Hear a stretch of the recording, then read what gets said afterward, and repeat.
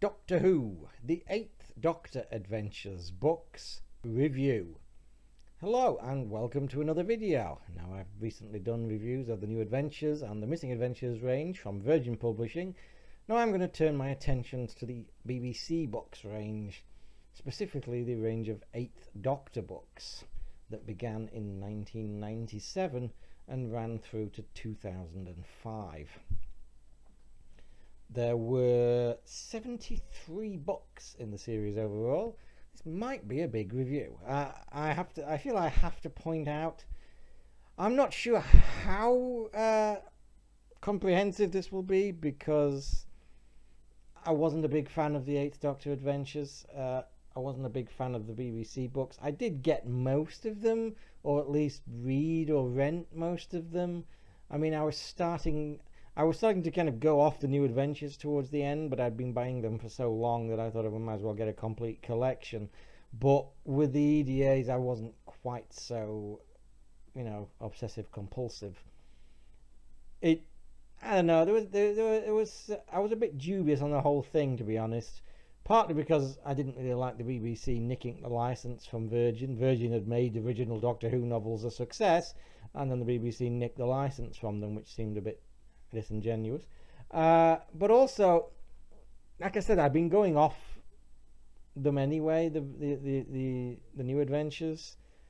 And also there was the fact that we had like the Eighth Doctor, and I didn't like the TV movie very much, and we didn't exactly get to know the Eighth Doctor very much. He was alright, I didn't dislike him, I didn't hate him or anything, but he was, we didn't exactly get a lot of time with him to get to know him, and it just felt to me like basing an entire book series around a character that we didn't actually know wasn't necessarily the greatest of ideas.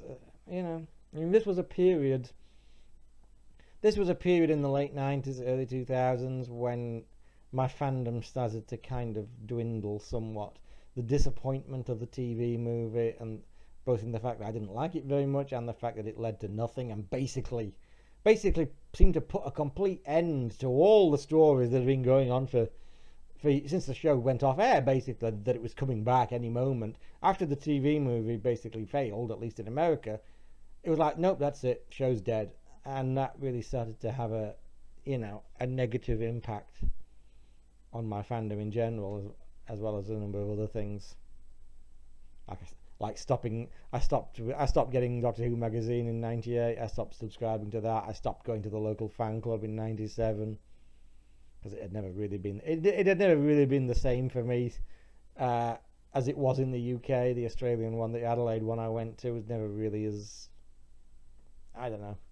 I never really fitted there like I did in the one in the UK, which kind of sucked. So I was just burned out in general. But I will do my best to review these, just to let you know that some of them I may not have very much to say about. The series started with The Eight Doctors by Terence Dicks. This was basically an attempt to launch this series and to relaunch original Doctor Who fiction. I find it quite ironic in a way, because they deliberately did this to kind of reboot the original novels and to kind of take them away from the increasingly kind of complicated and arguably more niche product that the New Adventures had become, and kind of go back to Doctor Who basics. And then very quickly they immediately brought in most of the same writers, and the series arguably ended up being even more convoluted and incomprehensible than the New Adventures ever were after a while. So I don't think that quite worked out for anybody. I was not a fan of the Eight Doctors. I don't even know if I have it. I think I've got it from the library. I mean, like I said, this is kind of the point, because I mean, originally I don't think I was even that bothered about it, because about the whole range, because it just seemed to me to be an entire range of original novels around a character who got barely an hour's screen time. It just seemed a bit dubious. Now, I did eventually read The Eight Doctors, and I didn't think it was all that good, to be honest, despite the fact that it was Terence Dicks, who's one of my favourite Who writers. It just seemed a bit of a mishmash. I mean, if it had been on screen, it would probably have been, fun nonsense. On the page, it just seemed kind of nonsense. The second book, it introduces a new companion, a schoolgirl called Sam, who is immediately like aged up several years in the second book. So it's like, well, why did you make her a schoolgirl in the first book then? That seems a bit bizarre. I don't know. The next book in the series is Vampire Science, which is by Kate Allman and Jonathan Bloom. I think this was the first one that I actually bought. This was pretty good, as I recall.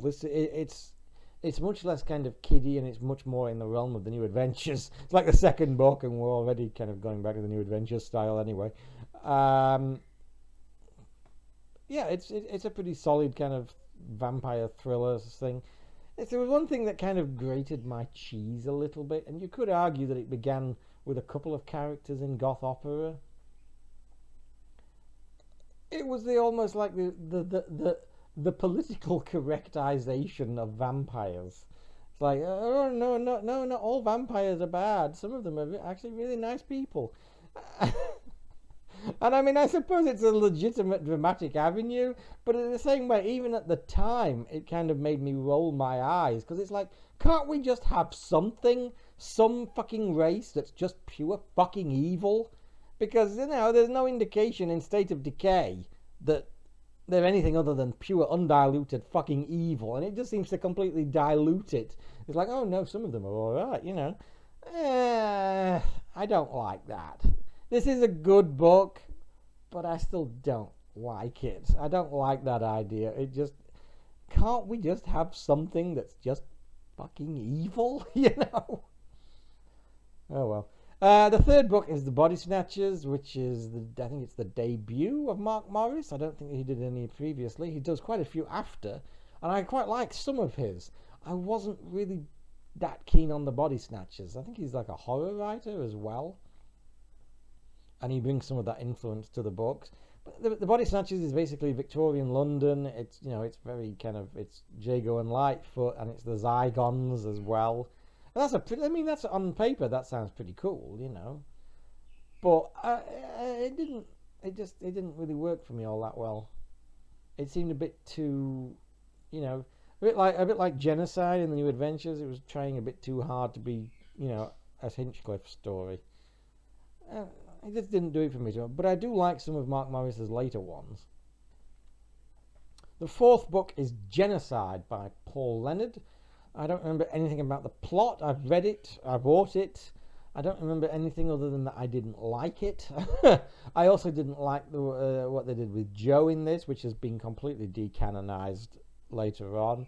It's this whole thing of a character who got a happy ending 30 years ago or whatever, and we're just going to completely undo that because she's like divorced or something.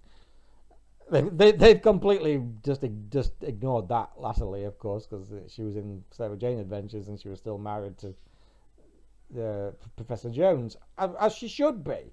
I remember reading this and thinking, what right have you got to do this? Paul Leonard, who the fuck are you? What right have you got to undo a happy ending given to a character that you had nothing to fucking do with? This is something that really grates my cheese in all forms of media, actually. When you've got writers working on something, whether it's a show or another franchise, and you're dealing with other people's characters and you just undo the happy endings that these characters got, it just pisses me off. I'm just like, fuck you. Who are you to do this? You're fucking nobody. You've literally got nothing to do with this character. Fuck off.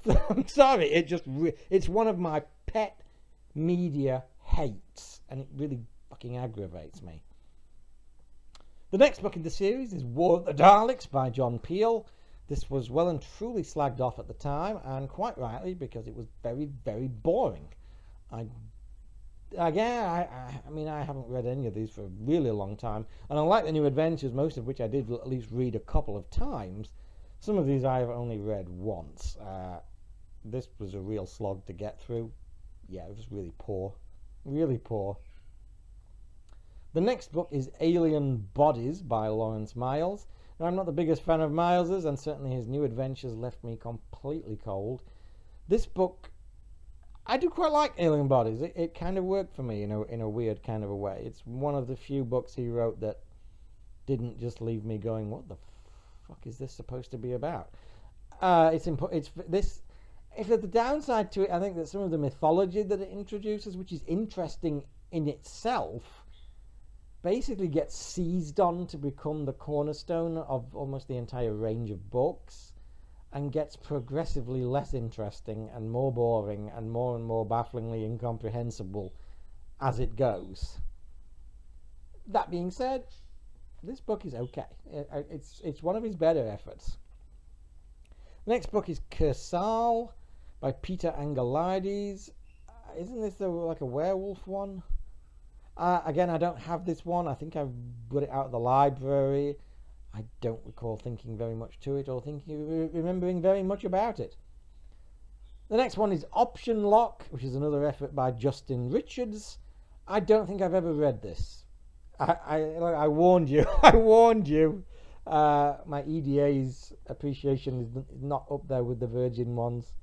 I think I did a little bit better with the BBC Past Doctor books, because like I said, I wasn't all that invested in the 8th Doctor, and doing an entire series around a character that we got like 60 minutes of just seemed really weird to me and kind of pointless. You know, because I mean, I stuck with the New Adventures for so long, partly because, you know, I bought them from the beginning, and but also because it was the 7th Doctor, and the 7th Doctor was my Doctor. Whereas the 8th Doctor, it's like, you know, like I said, we got an hour of him, so I just didn't have that same connection, and I didn't have that same loyalty, so, yeah.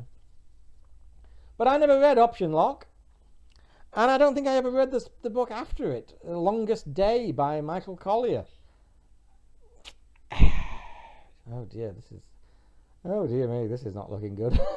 The next book is Legacy of the Daleks by John Peel, for some reason inexplicably getting a sequel, even though everybody hated War of the Daleks. Susan's in this for some reason. She's probably divorced or something, I don't know. Everybody is in these books. I don't think I've read this simply because War of the Daleks was god-awful. And everybody says this is god-awful too, so. The next one is Dreamstone Moon by Paul Leonard. I've not read this. The next one is Seeing Eye by another one from Kate Allman and Jonathan Bloom. I have read this. I didn't buy it. I think it's another one I got from the library, probably because I liked vampire science for the most part. I didn't like Seeing Eye. It was like, what is this? Again, it's another of these books that just doesn't really resemble Doctor Who at all. It's, you know, you're a Doctor Who fan buying Doctor Who books, and in the 90s they started becoming something that really wasn't recognizable as Doctor Who. The next book is Placebo Effect, which is by Gary Russell. It's basically a Wirren story, and the Foesme from Leisure Hive. I don't have this. I don't think I've ever read it. I don't think I've ever got it out of the library either. Gary Russell was not one of my favourite writers, so yeah, I probably skipped it. The next one is Van Dijkin's Children. I've never read that. It's Christopher Bewlis, which is, again, probably why I skipped it. Not really a favourite of mine. The next one is The Scarlet Empress, which is the debut of Paul Margaret, who's become a quite consistent contributor to Doctor Who, and introduces the character of Iris Wildthyme, who's got big Finnish orgies, where she's played by Katie Manning. I think I rented this or borrowed this from the library. And again, kind of like Dave Stone, I kind of feel like I should like Paul Margaret's work more than I should, because he's kind of fantastical and tongue-in-cheek and humorous and whimsical, and I tend to like that sort of thing. But as with Dave Stone, for some reason his stuff just doesn't, I don't get it. It just doesn't really appeal to me. I don't recall anything about this book, honestly. The next book is The Janus Conjunction by Trevor Baxtendale. I think this is the first book by Trevor Baxtendale. Now, again, I think I borrowed this. I don't think I thought much to it. Again, however, as with another writer I mentioned, who did I mention? Mark Morris. As with another writer I mentioned, Trevor Baxtendale, he actually goes on to become a really good writer. I actually like a lot of his books later on. He kind of leans into horror later on, and he's actually pretty good. Janus Conjunction, I don't remember anything about. What the hell, this is not looking good. The next book is Belt and Pest by Jim Mortimer. I've never read this book. I have no idea what it's about. Oh, why am I doing this video? Again, I think I probably skipped this. Jim Mortimer, wasn't a fan. The next book is The Face Eater by Simon Messingham. Again, I wasn't a fan. I skipped this. Now then, now this is where I think I kind of jumped back on board, at least to a certain degree. I think there was a lot of these early ones that I think after like War of the Daleks, I just kind of drifted off for a while. I think I got some of the early ones. I liked Vampire Science, but then I thought there were 3 mediocre ones in a row in Body Snatchers and Genocide and War of the Daleks. I didn't get Alien Bodies at the time. Yeah, after War of the Daleks, I just kind of, again, partly because I wasn't that invested in the Eighth Doctor, and you got like 3 mediocre books in a row. I didn't exactly connect to Sam either. She was a pretty bland companion. I just kind of drifted away for a while. I just didn't really bother. Some of them I rented from the library later on, but I just wasn't into it. But the next book is where I kind of jumped back on board for a little while, at least to a degree. It was called The Taint, and it was by Michael Collier. It introduces a new companion in the form of Fitz, who goes on to become kind of the defining companion of this range. One of the longest running companions ever, if you count this stuff. The Taint's like a 60s book. It's set in the 60s. Fitz is from the 60s. It's got like psychic powers and sort of horror veined. Again, it's been a very long time, but I kind of liked Taint. I thought it was pretty good. It was a pretty good like horror thriller, and it kept me interested. And Fitz was certainly a much more interesting character than Sam. So I was kind of interested again for a while. The next book is Demontage by Justin Richards. Having said that, I don't recall ever reading this book at all. The next book is Revolution Man by Paul Leonard. I did buy this. I did read it. I have no memory of it whatsoever. Oh God, this is terrible, isn't it? Let me just look. What's it about? A Revolution Man spreading mind-altering drugs in the 60s. I have this book. I don't remember anything about it. Paul Leonard's not one of my favourite writers. I did like his Dancing the Code, but none of his others really did anything for me. The next book is Dominion by Nick Walters. Never read it. Oh, God.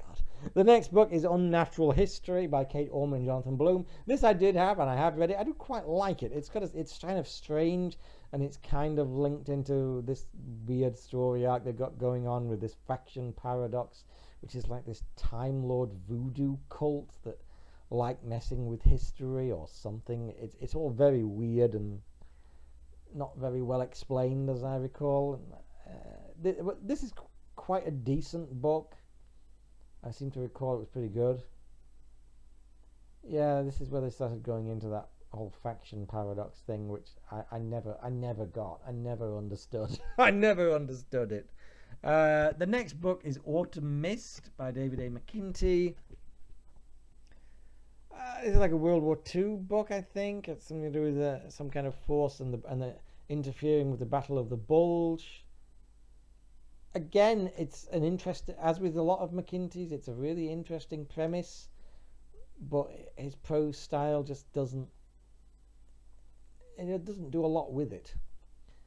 Next up, we've got a 2-part book. We've got Interference, books 1 and 2, both written by Lawrence Miles, which lean heavily into the faction paradox stuff. The Third Doctor gets killed in a different way than he does in the TV series or something, and it changes history or something.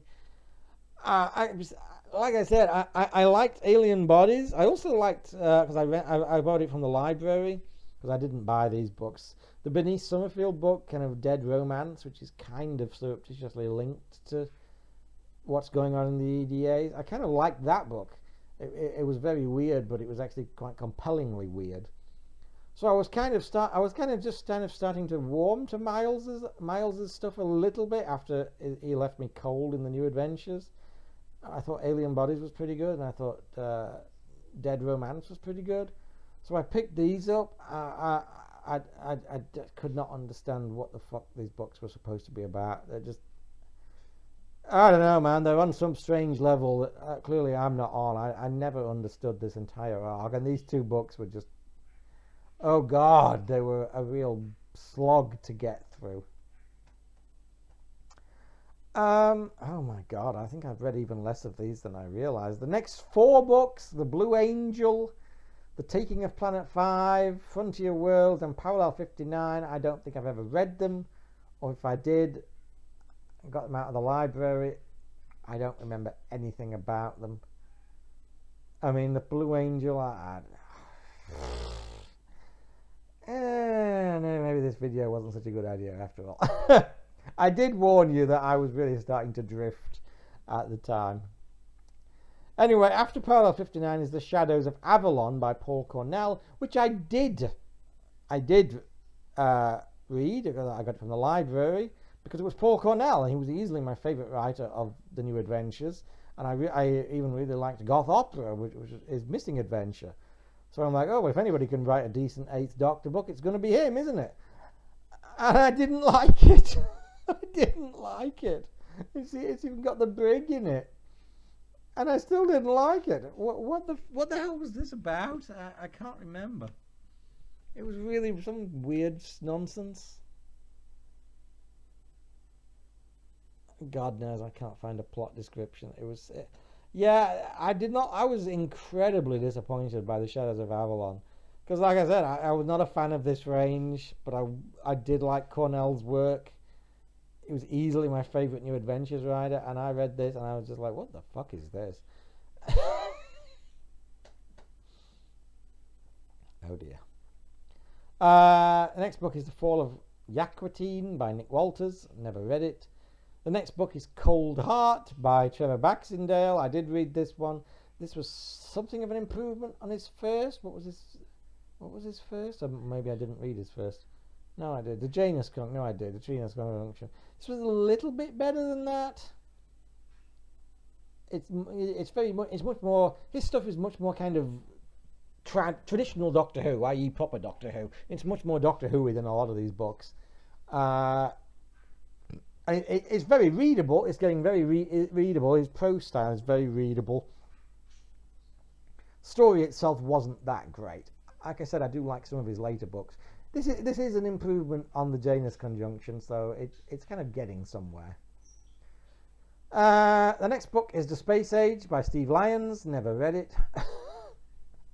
The next book is The Banquo Legacy by Andy Lane and Justin Richards. Now, I have to be honest, apart from one thing, I have the Bankroll Legacy. I've read it a couple of times. I actually really, really like the Bankroll Legacy. It actually, I think it may well be, for the most, it may well be my favourite EDA. It's basically like a horror story. It's set in the Victorian era. It's written in the form of like diary extracts from different people who are involved in this situation at Banquo Manor. There's some kind of experiment to resurrect the dead. There's a butler who's basically, he turns out to be a Time Lord. He's a butler. He's a butler who's basically been the butler there for basically ever, pretty much. He's basically been sitting there waiting for the Doctor to show up, which is for hundreds of years, which is kind of creepy. For the most part, this is a really good gothic horror Victoriana book. It's just a really readable, really solid horror thriller, and it totally had my attention, and I generally really like it. What I don't like, in fact I fucking hate, is the intrusion of the Ark. I know that's responsible for the butler stuff with the Time Lords and faction paradox, but again, we've got this whole fucking bullshit of Romana being president of Gallifrey. Piss off, she's in E-Space. And because he's kind of at odds with the Time Lords over what they're doing, Romana's like the fucking bad guy or something. I just remember reading this thinking, what the fuck is this? What the fuck are you doing? Yeah, I fucking hate that shit. I'm sorry, it's just absolute garbage. And again, these people fucking around with characters that you've got no right to be fucking around with. If you're going to use these characters that aren't yours, they should at least be depicted in the same way that were on screen, and what happened to them on screen should be respected and kept. Otherwise, keep your fucking grubby digits off. Sorry, rant over. And that really irks me, and it's a shame because, like I said, otherwise, honestly, I think this is easily my favourite Eighth Doctor book. I was not a big fan of this range, as you can probably tell, but I really did like the Banquo Legacy. The next book is The Ancestor Cell by Peter Engelarde and Stephen Cole, which puts a merciful end to this whole baffling what the hell is this about faction paradox Time Lord nonsense. It blows up Gallifrey 5 years before Russell T Davies did it. I tried to read it. I found it completely incomprehensible. I'm just glad it ended. To be fair, they seem to realise themselves that it was on the point of becoming incomprehensible to casual readers. Long since incomprehensible, I would have thought. And they kind of do a little reboot, and they have this little arc where the Doctor's on Earth and he's lost his memory, so he's kind of going through history, and he doesn't even know who he is. He doesn't know he's a Time Lord. He hasn't got the TARDIS, etc., etc. This arc kind of kicks off with The Burning by Justin Richards. This was pretty good, I seem to think. It's just a it begins this arc, but it's not arc heavy. It's just a kind of a horror thriller. It's a horror thriller, and this was pretty good. I mean, I think this is around the point where Justin Richards started getting better, in my opinion. I started to like his stuff. I mean, it may have been earlier than this, because I know he's done quite a few past Doctor books in the past Doctor range, and I like a lot of those. He turned into quite a competent and efficient thriller writer, and The Burning was certainly that. The next one is Casualties of War. I have this. I've read it, by Steve Emerson. I don't remember very much about it. The next one is The Turing Test, which, as you might imagine, features Alan Turing. But unfortunately, it's written by Paul Leonard, and I've read it. I don't think it was awful. But again, it was probably 20 years ago.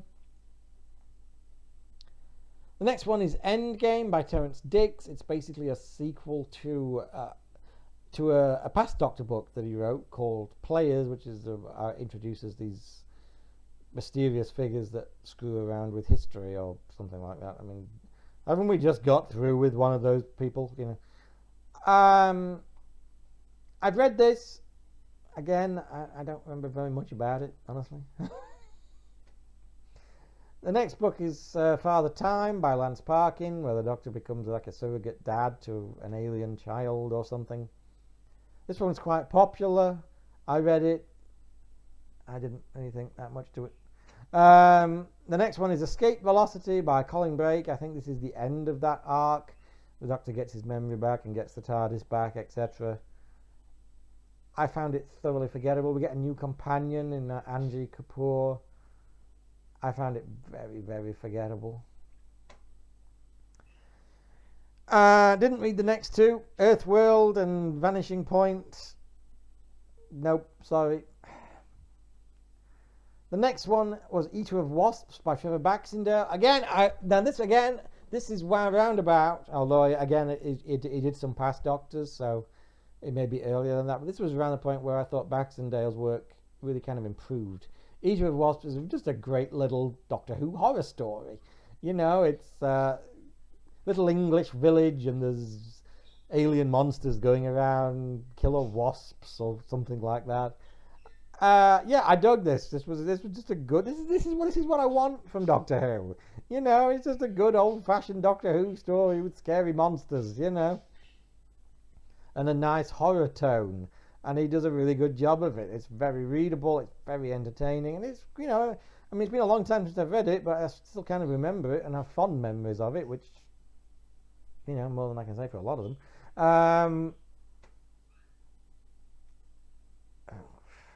The next one is The Year of Intelligent Tigers by Kate Allman, which is set on a planet where there are intelligent tigers. It's been a long time. I do remember thinking it was pretty good. I read it. I thought it was readable, you know. It's more than I can say for a lot of these books. Oh, dear me.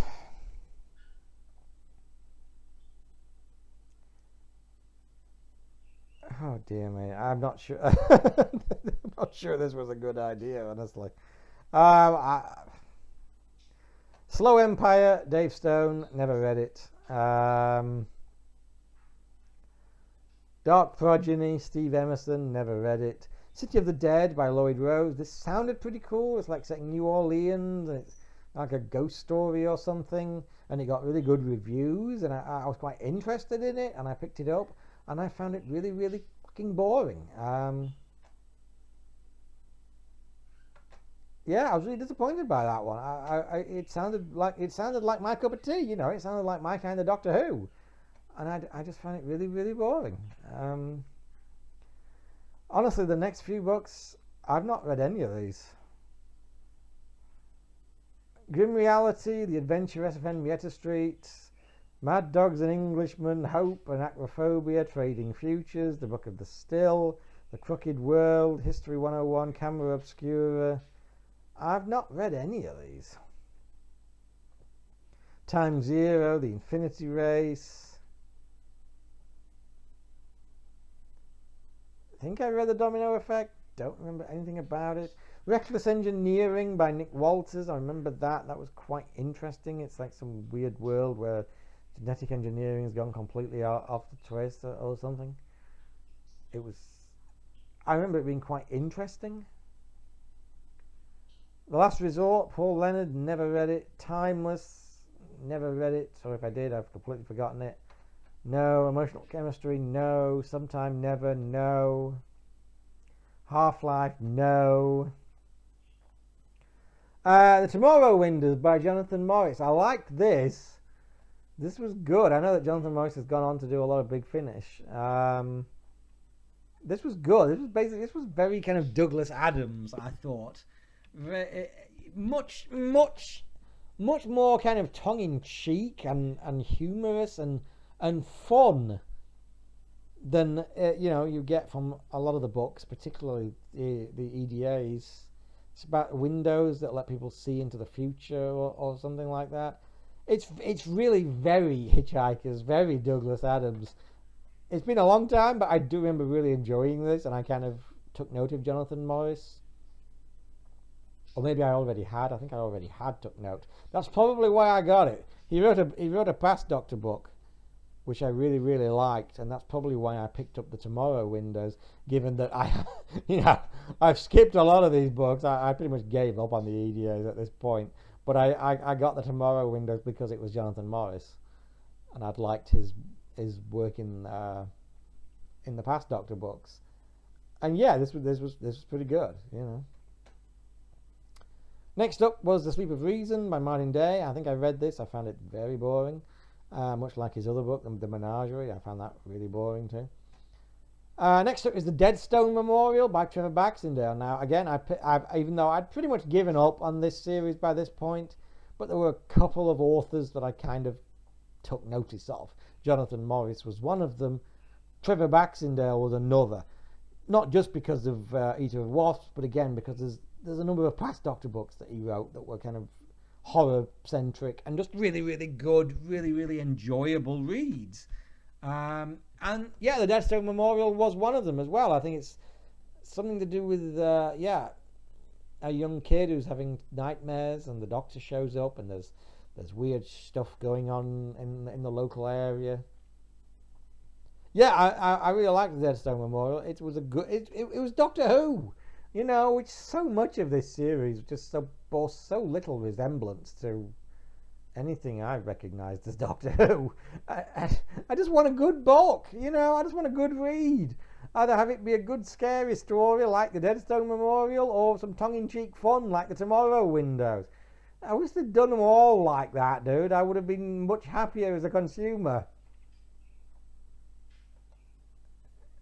Yeah. The next one, the penultimate in the series, is To the Slaughter by Stephen Cole. I'm pretty sure I've never read it. And the final book in the series was the Gallifrey Chronicles by Lance Parkin, which ends the series, because I think at this point they knew that when was it published? June 2005. So yeah, it was already on air. New Who. So they were bringing it to an end, and it does, it clears up a lot of the plot threads or whatever. I have read this or tried to read it. Again, it didn't do a lot for me. And that's it. I hope you enjoyed this. I hope you're not too disappointed by me saying I never read it, can't remember it. Yeah, I knew this wasn't going to be as comprehensive as the New Adventures. I'm shocked actually by how many I just haven't read or never got, or if I did, I don't remember anything about them. I know I wasn't a fan of the EDAs, and boy, can I see why now. Now, I do think I will do the past Doctor Adventures. Again, I think there's a few I didn't, but I'm fairly certain that I've read more and liked more than was the case with these. Yeah. Of those 4 Rangers, not counting like the post-new series ones, which I've never read any of, honestly. But of those main 4 Rangers in the 90s and the early 2000s, the New Adventures, the Mystic Adventures, the 8th Doctor Adventures, and the past Doctor Adventures, the EDAs were easily just my least favourite. Partly because I felt distanced from the characters. You've got, all the companions, none of them we knew before, they were all original. And even the Doctor, we don't really know because we've seen him for 60 minutes on screen. And it's often difficult to believe that the McGann Doctor would have developed in the way that he did in the books. And I honestly, they really kind of exemplify a lot of the trends of the later New Adventures, or the worst of the New Adventures, of being just barely recognisable as Doctor Who, and often just absolutely incomprehensible, at least to me.